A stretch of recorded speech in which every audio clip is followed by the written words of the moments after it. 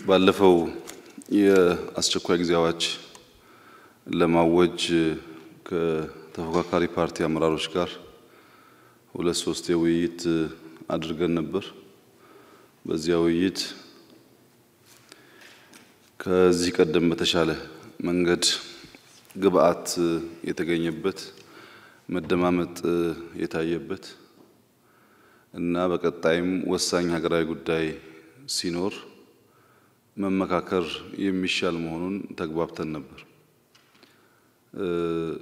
ውይይታችን ጠቃሚ እስከሆነና ግብአት እስከተገኘበት ድረስ በወሳኝ ሀገራዊ አጀንዳዎች ላይ እየተወያየን እየተመካከርን መሄዱ ለሀገር የሚጠቅም እኛንም ሞር የሚያቀራርብ ከዛ የተሻለ ልምምድ ለማድረግም በር የሚከፍት ስለሆነ በባለፈው ውይይታችን ቃል በተግባባነው መሰረት አሁን ፈታኝ ሀገራዊ ሁነት ሲገጥመን በዚህ ጉዳይ እንደ ድርጅትና እንደ መንግስት ከምናደርገው ውይይትና ውሳኔ በተጨማሪ የተቃዋሚ ፓርቲ አመራሮች በጉዳዩ ላይ ያላቸውን ሐሳብ ማድመጥ፣ ምክር መውሰድ ከተቻለም በአብዛኛው ወሳኝ በሆኑ ጉዳዮች መግባባት የተሻለ ጠቃሚ ነው የሚል ሐሳብ ስላለን ነው የጠራናችሁ።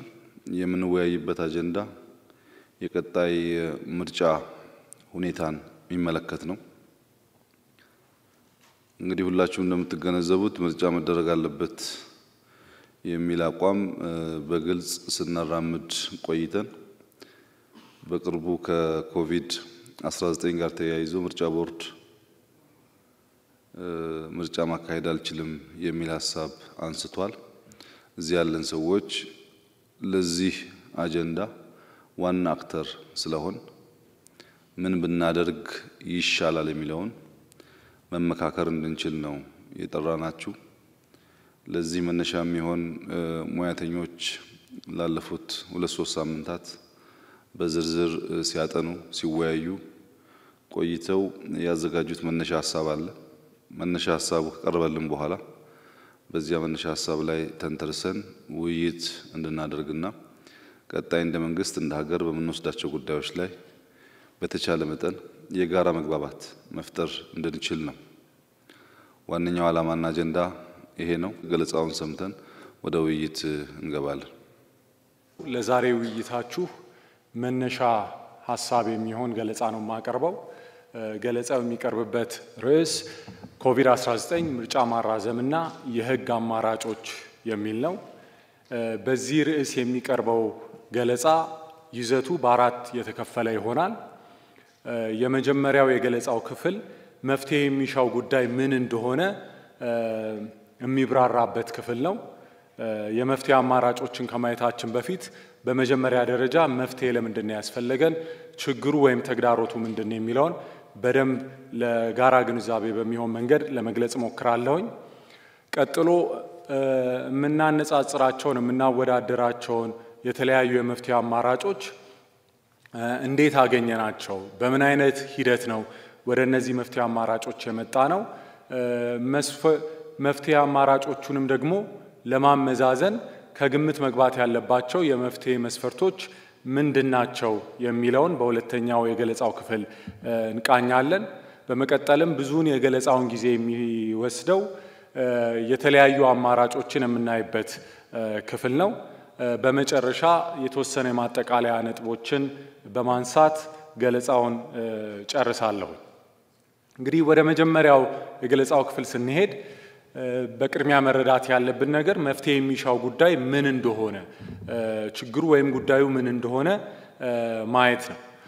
ያንን ለማየት ከሁለት አቅጣጫ ከሁለት አንፃር ማየቱ ጠቃሚነት ይኖረዋል። አንደኛው ከህግ አንፃር ነው፣ ሌላው ደግሞ ከእውነታ ወይም ካለው ተጨባጭ ነባራዊ ሁኔታ አንፃር ነው።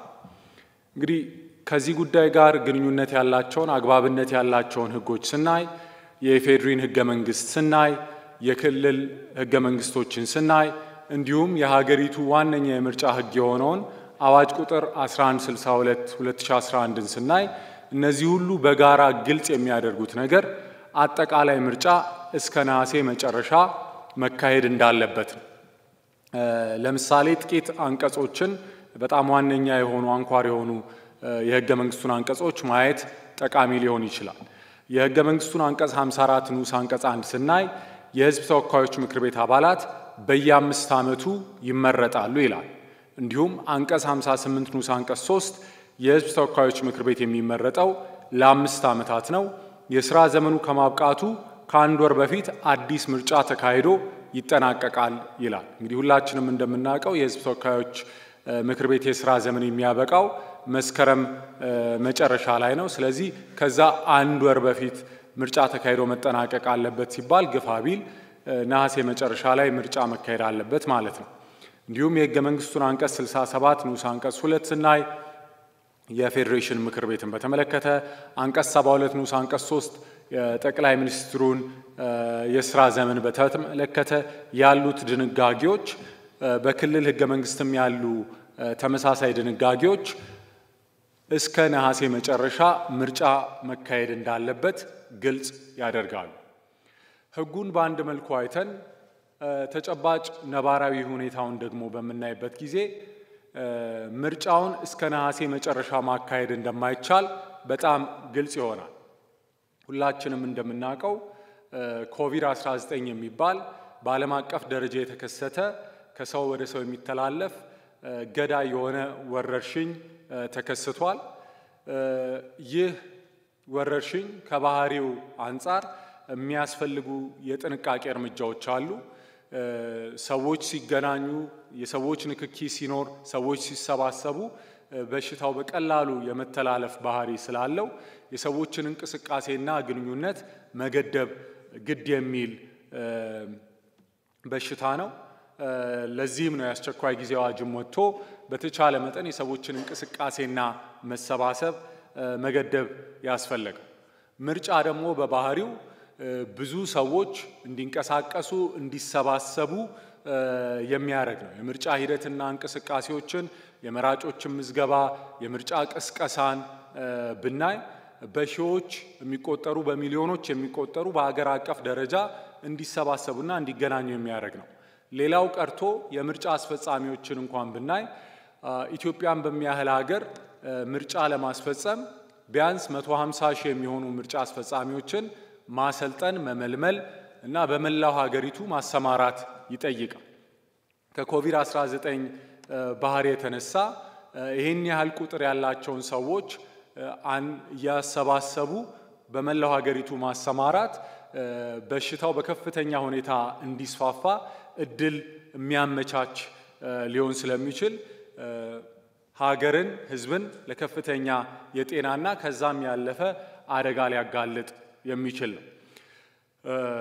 በተጨማሪም ኮቪድ-19ን ለመከላከል አገራዊ ትኩረቱ የህዝብም ሆነ የመንግስትም ሆነ የሌሎች አካላት ወረርሽኙን መመከት ላይ ስለሆነ ለምርጫ ተገቢውን ትኩረት ሰጥቶ በነፃነት ሐሳቡን ሰብስቦ ክርክር ማድረግ፣ ውይይት ማድረግ፣ ፉክክር ማድረግም ለዛም የሚመች ጊዜ አይደለም።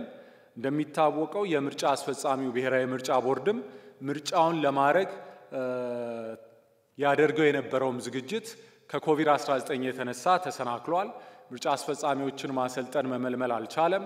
ከተለያዩ ሀገራት ለምርጫው ይገዛቸው የነበሩ ግብዓቶችን፣ ቁሳቁሶችንም ማግኘት አዳጋች ሆኖበታል። ቴክኒካዊ ድጋፍ የሚያደርጉ የነበሩ ሰዎችም ስራቸውን ሊሰሩ አልቻሉ። ስለዚህ እነዚህን ሁሉ ምክንያቶች ስናይ በዚህ ሁኔታ ውስጥ ምርጫ እናካሄድ ብንል የኮቪድ-19 ስጋት ባለበት አውድ ውስጥ የምርጫ እንቅስቃሴ፣ የምርጫ ፉክክርና ዝግጅት ቢደረግ በመቶ ሺህ የሚቆጠሩ ሰዎችን ህይወት አደጋ ላይ የሚጥል፣ በሚሊዮን የሚቆጠሩ ዜጎችን ጤና አደጋ ላይ የሚጥል፣ እንደ ሀገርም ከባድ ጉዳት እና ኪሳራ ሊያደርስብን የሚችል እንደሆነ ግልጽ ነው። ምርጫን ኮቪድ-19 አዳጋች ወይም የማይቻል ያደረገው በኢትዮጵያ ብቻ ሳይሆን በብዙ ሀገራትም ጭምር ነው። አንዳንድ የዓለም አቀፍ ተቋማት ያወጡትን መረጃ ስንመለከት ቢያንስ በ47 ሀገሮች ከኮቪድ-19 ጋር በተገናኘ ከኮቪድ-19 የተነሳ ምርጫ እንዲራዘም ሆኗል።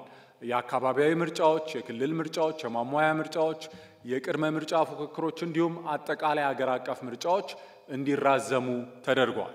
ምርጫዎች ብቻ ሳይሆን በጉጉት የሚጠበቁ ሌሎች ዓለም አቀፍ ኩነቶች እንደ ኦሎምፒክ ያሉትም እንዲራዘሙ እንዲተላለፉ ኮቪድ-19 ግድ ብሏል። ስለዚህ እውነታውን ስናይ አጠቃላይ ምርጫ እስከ ነሐሴ መጨረሻ ማካሄድ እንደማይቻል ግልጽ ይሆናል ማለት ነው። ስለዚህ ሕጉንና እውነታውን አንድ ላይ አድርገን በምናይበት ጊዜ አብረው የሚሄዱና የሚጣጣሙ አይደሉም። ሕጉና እውነታው ነባራዊ ሁኔታው ይጋጫሉ። ለዚህ ሁኔታ ደግሞ ሕገ መንግስቱ ግልጽ የሆነ ቀጥተኛ የሆነ ወዲያውኑ በቀጥታ ተግባራዊ ልናረገው የምንችለው መፍትሄ አላስቀመጠም። ለዚህ ነው እንደዚህ ያሉ ምክክሮችና ውይይቶችም ያስፈለጉት። መፍትሄ ባናበጅና እንዲሁ ሁኔታውን ጸጥ ብለን ብንተው እና እስከ ነሐሴ እስከ መስከረም ብንጠብቅ ምንድነው የሚከተለው ብለን ስናይ በሕጉና በነባራዊ ሁኔታው መካከል ካለው ግጭት የተነሳ ወይ ሕጋዊ ስልጣን የሌለው ሕጋዊ መሰረት የሌለው መንግስት ከመስከረም በኋላ እንዲኖረን ይሆናል። ወይም ደግሞ ሕጉንና አክብር ብለን ምርጫም ስላልተካሄደ የሀገሪቱ ሕግ ደግሞ ስልጣን የሚያዘው በምርጫ ነው ስለሚል መንግስታዊ ስልጣንን ቢተው መንግስት አልባ ሀገር የመሆን አደጋ ነው የሚያጋጥመን ማለት ነው። ስለዚህ ሕጋዊ መሰረት የሌለው መንግስት መሆን ወይም መንግስት አልባ ሀገር መሆን ሁለቱም በጣም አደገኛ የማይፈለጉ የማይመረጡ ነገሮች ናቸው። ከዚህ የተነሳ መፍትሄ ካላበጀ አግባብነት ያለው መፍትሄ ተግባራዊ ማድረግ ካልቻልን አጣብቂኝ ውስጥ ነን፣ ቅርቃር ውስጥ ነን። የሕገ መንግስታዊ ስርዓት መፋለስም ሊያጋጥመን ይችላል በጊዜው በወቅቱ መፍትሄ ማምጣት ካልቻል። ስለዚህ መፍትሄ የሚያስፈልገው ጉዳይ ምን እንደሆነ ለሁላችንም ግልጽ ይመስለኛል። ለዚህ ጉዳይ መፍትሄ ለማፈላለግ በምን አይነት ሂደት እስካሁን እንቅስቃሴ ተደርጓል የሚለውንና የምንፈልገው መፍትሄ ደግሞ ምን አይነት ባህሪያት ሊኖሩት እንደሚገባ በምን አይነት መስፈርቶች መመዘን መገምገም እንዳለበት ጥቂት ነጥቦችን ለማንሳት ፈልጋለሁ። እንግዲህ መፍትሄ ለማፈላለግ የተሄደበት ሂደት ቀደም ተብሎ እንደተገለጸው ጥቂት ሳምንታትን የፈጀ ነው። 3 የሕግ ባለሙያዎችና ምሁራን ቡድኖች ነው እንዲቋቋሙ የተደረገው። እነዚህ ቡድኖች አንዱ ቡድን የሌላውን ቡድን መኖር ሳያቅ ለየብቻ በተለያየ ቦታ ሆነው አንዱ ላይ ተጽዕኖ ሳያሳርፍ የመወራረስ ነገር እንዳይኖር ለየብቻቸው በነፃነት እንዲሰሩ ነው የተደረገው። ቡድኖቹ ቀድሞ ዳኞች የነበሩ መምህራን፣ በግል የሚሰሩ ጠበቆች፣ በዓለም አቀፍ ተቋማት አገርም ውስጥ ሆነ ከሀገር ውጭ የሚሰሩ ስመጥር ባለሙያዎች የተካተቱባቸው ነበሩ። በዚህ ጉዳይ ላይ ሀሳብ ማመንጨት የሚችሉ ጥናትና ምርምር ያደረጉ በሙያቸው ላቅ ያለ ደረጃ ላይ የደረሱ ባለሙያዎችን ነው ለማሰባሰብ የተሞከረው። ሰፊ ልምድም ያላቸው በቅድሚያ በተናጠል 3ቱም ቡድኖች በተናጠል ምክክርና ጥናት እንዲያደርጉ ነው የተደረገው።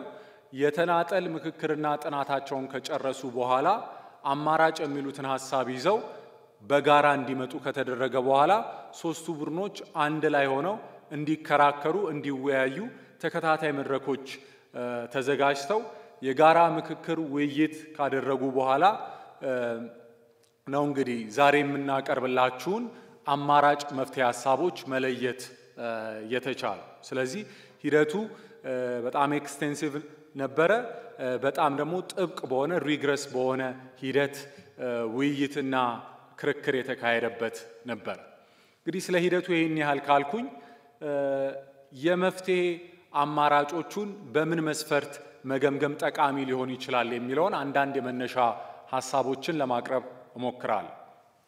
እንግዲህ መሰረታዊውና የመጨረሻ ትንሹ መስፈርት ሁሉም መፍትሄ አማራጭ ማሟላት ያለበት መስፈርት የተኛውም የመፍትሄ አማራጭ ሕገ መንግስታዊ ስርዓቱን የማያፋልስ መሆን አለበት። ይህም ማለት ህጋዊ መሆን አለበት። በህገ መንግስታዊ ስርዓቱ ማዕቀፍ ውስጥ ተግባራዊ ሊሆን የሚችል የመፍትሄ አማራጭ መሆን አለበት። ከዚህ ማዕቀፍ ውስጥ የወጣ ከሆነ ከዚህ ማዕቀፍ ያፈነገጠ ከሆነ መፍትሄ ሳይሆን ራሱን የቻለ ሌላ ችግር ነው ማለት ነው። ስለዚህ ባለሙያዎቹም በዚህ ቅኝት ነው መፍትሄዎቹን እንደ ባለሙያ ሲያፈላልጉ የነበረው። ከዚህ የመጨረሻው ትንሹ መስፈርት ባለፈ ደግሞ ከግምት ማስገባት ያለብን ተጨማሪ መስፈርቶች አሉ። ህጋዊ መሆን አለበት። በተቻለ መጠን ህገ መንግስታዊ ስርዓቱን የሚያጎለብት የሚያጠናክር መሆን አለበት። ከዛም በተጨማሪ ደግሞ የመንግስት ቀጣይነትን የሚያረጋግጥ መሆን አለበት።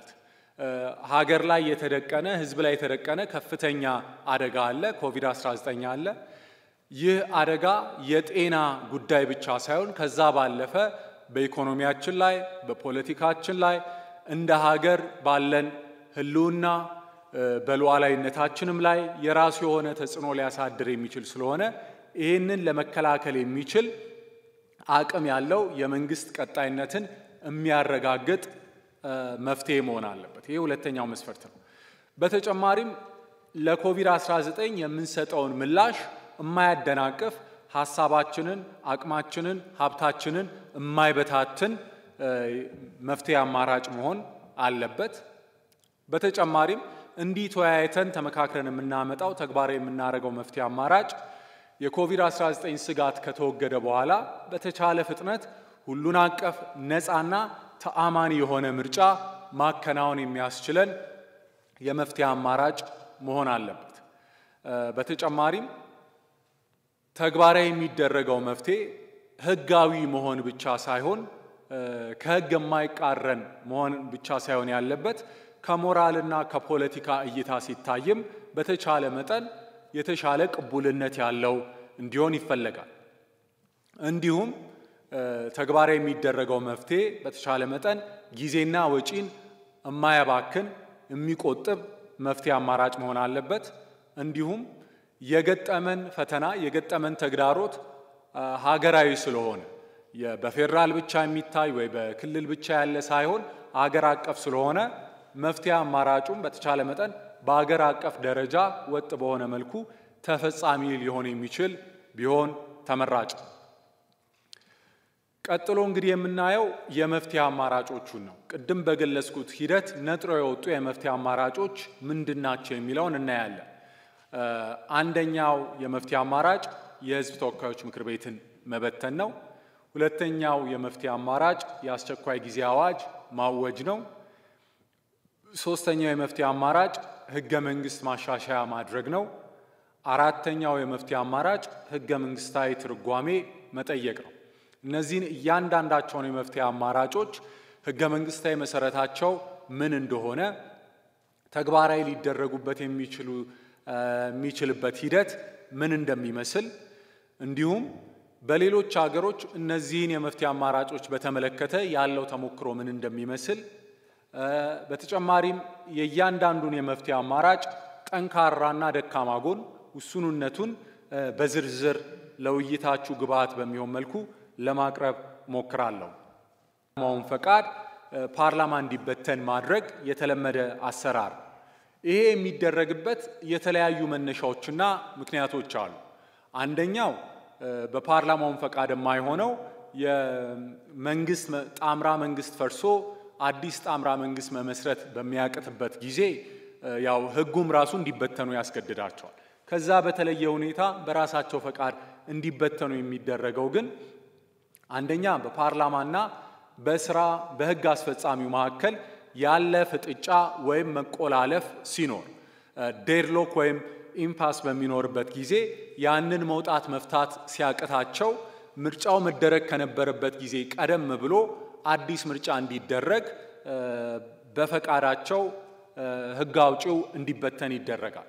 ለምሳሌ በእንግሊዝ በቅርቡ የተደረገውን ምርጫ ስናይ መደበኛ ምርጫ የሚደረግበት ጊዜ ደርሶ ሳይሆን ከዛ 3 ዓመት ቀደም ብሎ ምርጫ እንዲደረግ ሆን ተብሎ ፓርላማው እንዲበተን ተደርጎ ነው። እንዲሁም ሌላ ምክንያት የሚሆነው ነገር በስልጣን ላይ ያለው መንግስት ለአስተዳደሩ ያለውን ህዝባዊ ድጋፍ ለማጠናከር በተለይም ሰፊ የሆኑ የማሻሻያ የሪፎርም ተግባራትን ወይም መርሃ ግብሮችን ተግባራዊ በሚያደርግበት ጊዜ ህዝባዊ ድጋፉን ለማጠናከር ሲል ከምርጫ ጊዜው ቀደም ብሎ አዲስ ምርጫ እንዲበተን ሊያደርግ ይችላል። ለዚህ ጥሩ ምሳሌ የሚሆነው በጃፓን በ2014 የተደረገው ምርጫ ብናይ መደረግ ከነበረበት ጊዜ 2 ዓመት ቀድሞ ተግባራዊ እንዲደረግ ነው ጠቅላይ ሚኒስትሩ ፓርላማው እንዲበተን ያደርጉት። በወቅቱ ተግባራዊ ይደረግ የነበረውን የኢኮኖሚ ማሻሻያ ፕሮግራም ለሱ ተጨማሪ ድጋፍ ለማግኘት በማሰብ ማለት ነው። ከዚህ በተጨማሪ ብዙ ጊዜ ምክንያት ሲሆን የሚታየው በስልጣን ላይ ያለው መንግስት መራሄ መንግስት ለውጥ በሚያደርግበት ጊዜ በህግ አውጪው የስልጣን ዘመን መሃል ላይ በተለያየ ምክንያት ወይ የጥምረት ለውጥ ሲደረግ ወይ የፓርቲ አመራር ለውጥ ሲደረግ እና አዲስ አይነት አስተዳደር ሲመጣ ቶሎ የህዝብ ድጋፍ ለማግኘት ምርጫው መደረግ ከነበረበት ጊዜ ቀደም ብሎ ምርጫ ሊደረግ ይችላል።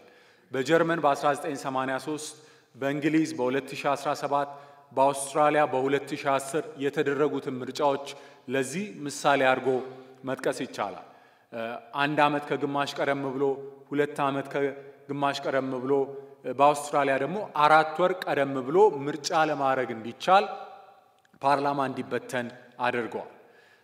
ሌላው ፓርላማዎች በዚህ መንገድ እንዲበተኑ ምክንያት የሚሆነው ወሳኝ በሆኑ ሀገራዊ ጉዳዮች ላይ አወዛጋቢ አከራካሪ በሆኑ ሀገራዊ ጉዳዮች ላይ የህዝቡን አቋም ለማወቅ አስተያየቱን ለማረጋገጥ ሲፈለግ በጊዜ ፓርላማ እንዲበተን ተደርጎ ቀደም ብሎ ምርጫ እንዲደረግ ማድረግ ይቻላል። የእንግሊዝ በቅርቡ የተካሄደውን በእንግሊዝ ወይም በዩናይትድ ኪንግደም የተደረገውን ምርጫ በዚህ መንገድ ማየት ይቻላል። ብሬግዚትን በተመለከተ እንግሊዝ ዩናይትድ ኪንግደም ከአውሮፓ ህብረት የምትወጣበትን አግባብ በተመለከተ የህዝቡን አቋም ለማወቅ በጊዜ ምርጫ ለማድረግ ይህንን አካሄድ ተከትሏል። ሌላው ምክንያት ሲሆን ብዙ ጊዜ የሚታየው ለገዢው ፓርቲ ምቹ የሆነ ምርጫ ጊዜ ለመምረጥ ስልጣን ላይ መሆኑን እንደ ተጠቅሞ የህዝብ ድጋፉ ከፍ ባለ ጊዜ ምርጫ ለማድረግ ቀደም ብሎ ፓርላማው ተበትኖ ምርጫ እንዲደረግ የማድረግ ልማድ በፓርላሜንታሪ ስርዓቶች ውስጥ ይታያል። ለምሳሌ በ1983 በእንግሊዝ የተደረገውን ምርጫ ማርግሬት ታቸር ጠቅላይ ሚኒስትር እያሉ በ2005 በጀርመን ቻንስለር ጌራርድ ሹደር ስልጣን ላይ ያሉ የተደረጉትን ምርጫዎች በዚህ አይነት ማየት ይቻላል። በአጠቃላይ የሌሎች ሀገሮችን ተሞክሮች በምናይ ጊዜ የምንረዳው ነገር ምንድነው? በተለምዶ ፓርላማ እንዲበተን የሚደረገው ምርጫው በመደበኛው የጊዜ ሰሌዳ መደረግ ከነበረበት ጊዜ ቀደም ብሎ ወደፊት መጥቶ ምርጫው እንዲካሄድ ለማድረግ ነው። ስለዚህ የሌሎች ሀገሮችን ተሞክሮች ካየን በኢትዮጵያ ይህ አማራጭ እንዴት ተግባራዊ ሊደረግ ይችላል ቢባል ላተገባበር ብዙም የሚያስቸግር አይደለም፣ ቀላል ነው። ቀደም ተብሎ እንደተገለጸው ሐሳቡ በመራሄ መንግስቱ ወይም በጠቅላይ ሚኒስትሩ ለህዝብ ተወካዮች ምክር ቤት ይቀርባል። አብላጫ ድምጽ ብቻ ነው የሚያስፈልገው። ስለዚህ በአብላጫ ድምጽ ከተደገፈ በህግ አውጪው ይበተናል።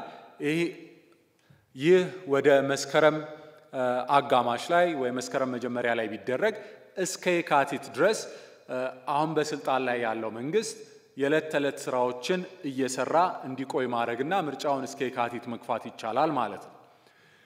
ስለዚህ ይህንን አማራጭ ተግባራዊ ብናደርግ ውሱንነቱ ምንድነው? ጠንካራ ጎኑስ ምንድነው? የሚለውን ወደ ማየት እንሄዳለን። ውሱንነቶቹን ስናይ አንደኛ የመንግስት ቀጣይነትን ከማረጋገጥ አንፃር ለተለያዩ ፈተናዎች በበቂ ሁኔታ ምላሽ ለመስጠት ሙሉ አቅም ያለው መንግስት አይሆንም። ቀደም ብለን እንደገለጽነው የሚቀጥለው መንግስት ሙሉ መንግስታዊ ስልጣን ያለው መንግስት አይደለም።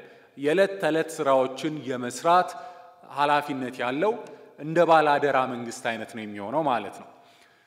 ከኮቪድ-19 ጋር ተገናኝቶ ሊያጋጥሙን የሚችሉ በሌላም ምክንያት ሊያጋጥሙን የሚችሉ የተለያዩ ፈተናዎች ይኖራሉ። እነዛን ተግዳሮቶች እነዛን ፈተናዎች ህግ በማውጣት ሀብት በማሰባሰብ አዲስ በጀት በማጸደቅ ሊሆን ይችላል፣ አዲስ የብድር ስምምነት በማጽደቅ ሊሆን ይችላል። ለነሱ ምላሽ ለመስጠት የሚያስችለው በቂ አቅም በቂ ስልጣን ያለው መንግስት አይሆን። ስለዚህ ኮቪድ-19 ቢቀጥል ወይም ከዛ በፊት ረገብ ብሎ ቢያገረሽ ካለንበት ቀጠናዊ ሁኔታ አንፃር የተለያዩ ተግዳሮቶች ቢያጋጥሙ ለነዛ ምላሽ ለመስጠት በሚያስችል መልኩ አስተማማኝ በሆነ መንገድ አይደለም የመንግስትን ቀጣይነት የሚያረጋግጠው። እንዲሁም ለ6 ወር ብቻ እስከ የካቲት ድረስ ብቻ በተገደበ ሁኔታ ነው የመንግስትን ቀጣይነት የሚያረጋግጠው። ስለዚህ ምርጫውን እስከ የካቲት ማካሄድ ባንችል ኮቪድ-19 እስከ የካቲት ቢዘልቅ ቢቀጥል ወይም በሌላ በማንኛውም ምክንያት ምርጫውን እስከ የካቲት ተግባራዊ ማካሄድ ባንችል ሌሎቹን የመፍትሄ አማራጮች ተግባራዊ የማድረግ እድልም አይኖረንም። ከዛ በኋላ የህዝብ ተወካዮች ምክር ቤት ከተበተነ በኋላ አስቸኳይ ጊዜ አዋጅ ማወጅ አይቻልም። ሌላ አዲስ በጀት ማጽደቅ ቢፈለግ አይቻልም። ህገ መንግስት ማሻሻያ ማድረግ አይቻልም። የፌዴሬሽን ምክር ቤት ስለማይኖርም የህገ መንግስት ትርጉም ራሱ መጠየቅ አይቻልም። ስለዚህ ከዛ አንፃር እስከ የካቲት የኮቪድ-19 ስጋት ካልቀነሰ በጣም ከባድ አጣብቂኝ ውስጥ ሊከተን የሚችል ነገር ነው። በተጨማሪም ቀደም ብለን እንዳየነው በዓለም አቀፍ ልምድም ይሄን አይነት የፓርላማ እንዲበተን ማድረግ ቀደም ብሎ እንጂ ምርጫ ዘግይቶ እንዲካሄድ ተግባራዊ የሚደረግ አማራጭ አይደለም። ከዚህም ሌላ ከግምት መግባት ያለበት ነገር ይሄንን መፍትሄ አማራጭ ተግባራዊ እናድርግ ቢባል በፌደራል ደረጃ ለማድረግ በቂ ህገ መንግስታዊ መሰረት አለ። በክልሎች ግን ተመሳሳይ ህጋዊ መሰረት ያለው በአገር አቀፍ ደረጃ ተግባራዊ ሊደረግ የሚችል የመፍትሄ አማራጭ አይደለም። እንዲሁም ከዚሁ ጋር ተያይዞ መታየት ያለበት ነገር ሀገርን ለትንኮሳና ለጥቃት ሊያጋልጥ የሚችል አማራጭ እንደሆነ ነው።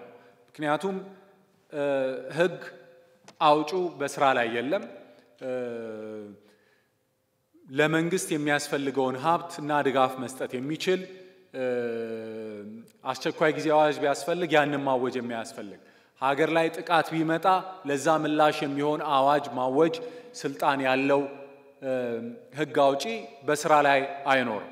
ስለዚህ ይሄ እንደ ክፍተት በመቁጠር ትንኮሳ ሊያረጉ ጥቃት ሊያረጉ ለሚፈልጉ አካላት በር ሊከፍት ይችላል። ቀጠናዊ ሁኔታን ሁላችንም የምናውቀው ስለሆነ ከዚህም ጋር በተገናኘ እንደዚህ ያለ የዕለት ተዕለት መንግስታዊ ስራን የሚሰራ መንግስት የዲሞክራሲያዊ ስርዓት በጣም በዳበረባቸው ሀገራት ቢሮክራሲው በጣም በተጠናከረበትና በዳበረባቸው ሀገራት የተለመደና ብዙም ችግር የማይገጥመው ቢሆንም በኢትዮጵያ ግን ከፖለቲካ ባህላችን አንፃር እንዲሁም ቢሮክራሲውም ካለበት ደረጃ አንፃር ፈታኝ ሊሆን ይችላል።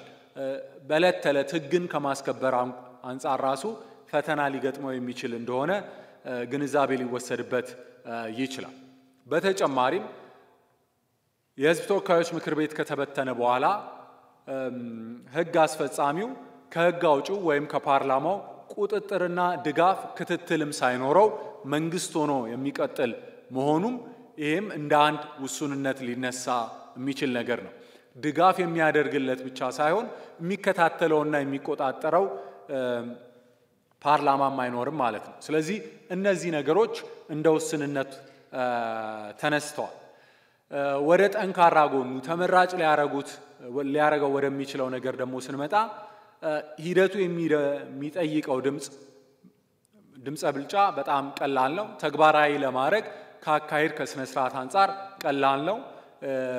የተቆረጠ የተገደበ ግልጽ ጊዜም ምርጫ የሚገፋበት ጊዜም ይሰጣል። ስለዚህ ውሱንነቱና ጠንካራ ጎኑ ይሄን ይመስላሉ ማለት ነው። ቀጥሎ ወዳለው አማራጭ ስንሄድ ሁለተኛ የምናየው አማራጭ የአስቸኳይ ጊዜ አዋጅ በመደንገግ ምርጫ የሚካሄድበትን ጊዜ ወደፊት መግፋት ነው። ለዚህ የህገ መንግስት መሰረቱ የኢፌዴሪ ህገ መንግስት አንቀጽ 93 ንዑስ አንቀጽ 1 ነው።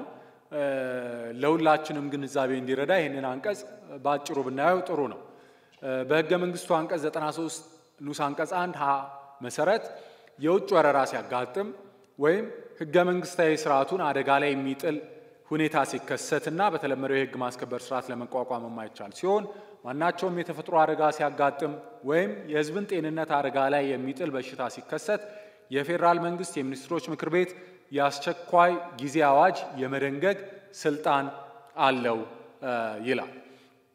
ስለዚህ አሁን እየተነጋገርንበት ካለው ጉዳይ አንጻር የህዝብን ጤንነት አደጋ ላይ ሊጥል የሚችል በሽታ መከሰቱ፣ ወረርሽኝ መከሰቱ፣ ፓንደሚክ መከሰቱ ግልጽ ነው። እሱ መሰረት ሆኖ አስቸኳይ ጊዜ አዋጅ ማወጅ ይቻላል፣ ታውጇል። አንድ እሱ እንደመነሻ ሊታይ የሚችል ነገር ነው። ሌላው ደግሞ ምርጫውን በጊዜ በሰዓቱ ማድረግ ካለመቻሉ የተነሳ ህገ መንግስታዊ ስርዓቱ አደጋ ላይ የሚጥል ነገር፣ ህገ መንግስታዊ ስርዓቱን የሚያፋልስ ሁኔታ መፈጠሩ አስቸኳይ ጊዜ አዋጁን ለማራዘም ወይም ከዛ አስቸኳይ ጊዜ አዋጅ ተግባራዊ ለማድረግ እንደ መነሻ ከህገ መንግስቱ አንጻር ሊታይ ይችላል። እንግዲህ አስቸኳይ ጊዜ አዋጅ ሲታወጅ ትርጉሙና ምን ማለት እንደሆነ ለሁላችንም ግልጽ ነው። አስቸኳይ ጊዜ አዋጅ ከታወጀ በአስቸኳይ ጊዜ አዋጁ እንዲታወጅ አስፈላጊ ያደረገው ነገር እስኪወገድ ድረስ ተፈላጊ በሆነው ደረጃ የሚኒስትሮች ምክር ቤት መሰረታዊ የሆኑ መብቶችና ህገ መንግስታዊ ድንጋጌዎችን ተፈጻሚነታቸውን በከፊልም ሆነ በሙሉ የማገድ ስልጣን ህገ መንግስቱ ይሰጧል። ማገድ የማይችለው ተፈጻሚነታቸውን ማስቀረት የማይችለው 4 የህገ መንግስት አንቀጾች ብቻ ናቸው።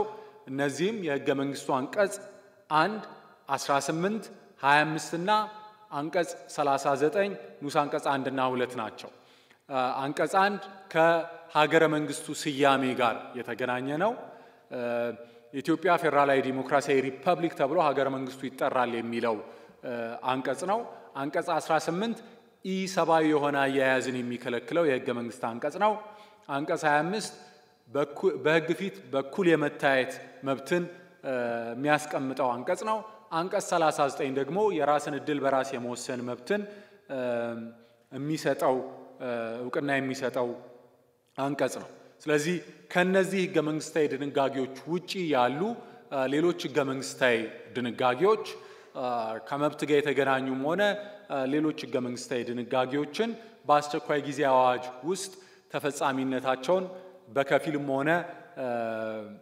በከፊልም ሆነ በሙሉ ማገድ ወይም ቀሪ ማድረግ ይቻላል። በዚህም መልኩ የምርጫ መቼ መካሄድ እንዳለበት የሚደነግጉ የህዝብ ተወካዮች ምክር ቤትንም ሆነ የሌሎች መንግስታዊ አካላትን የስልጣን ዘመን የሚወስኑ የህገ መንግስቱን አንቀጾች፣ ድንጋጌዎች ይሄ ችግር እስኪፈታ ድረስ ተግባራዊነታቸውን ቀሪ ማድረግ የሚያስችል ህገ መንግስታዊ አማራጭና አካሄድ አንቀጽ 93 ያስቀምጣል ማለት ነው። ከዚህ ጋር በተገናኘ የሌሎች ሀገራትን ተሞክሮ ስናይ ቀደምት ከሆኑት ዲሞክራሲዎች ውስጥ በአሜሪካ ከ1860 እስከ 65 የእርስ በርስ ጦርነት በነበረበት ጊዜ የአስቸኳይ ጊዜ ሁኔታ ውስጥ ነበሩ። የተለያዩ መብቶች ገደብ ተጥሎባቸው ነበረ። ሆኖም በ1864 ፕሬዝደንታዊ ምርጫ አድርገዋል። ፕሬዝደንታዊ ምርጫውን በመላ ሀገሪቱ ማድረግ አልቻሉም ነበረ። በ11 ሀገረ ግዛቶች ውስጥ አልተካሄደም። በሌሎቹ ሀገረ ግዛቶች ውስጥ ተደርጓል። በወቅቱ በአሜሪካ ውስጥ የነበሩት ሀገረ ግዛቶች ወይም ስቴቶች ቁጥራቸው እንደ ዛሬው 50 አልነበረም። ስለዚህ 11 ሀገረ ግዛቶች ውስጥ ምርጫው አልተካሄደም ማለት በጣም ሰፊ በሆነ የሀገሪቱ ክልል ውስጥ ምርጫው አልተካሄደም ማለት ነው። ግን አስቸኳይ ጊዜ ሁኔታ ውስጥ ሆነው በዚህ መልኩ ምርጫ አድርገው ፕሬዚደንት አብርሃም ሊንከን በድጋሚ እንዲመረጡ ሆኗል። የእንግሊዝን ተሞክሮ ስናይ ደግሞ በ1935 የተመረጠው ፓርላማ የስልጣን ዘመኑ የሚያበቃው በ1940 የነበረ ቢሆንም ከሁለተኛው የዓለም ጦርነት የተነሳ በዛ ጊዜ ምርጫ ማድረግ አልቻሉም። ለ10 ዓመት ያህል ያ ፓርላማ እንዲያገለግል ሆኗል። እንግዲህ እነዚህ ዓመተ ምህረቶች እንደ አውሮፓውያን አቆጣጠር እንደሆኑ ከግንዛቤ እንድታስገቡልኝ መጠየቅ ፈልጋለሁኝ። የእንግሊዝ ሕገ መንግስት ሁላችሁም እንደምታውቁት በአንድ መድበል የተሰናዳ የተጻፈ ሕገ መንግስት አይደለም እንደ ሌሎች ዘመናዊ ሕገ መንግስቶች። ስለዚህ እነሱ አዋጅ እያወጡ የፓርላማቸውን የሥራ ዘመን ማራዘም በአንጻራዊነት ለነሱ ቀላል ነበር።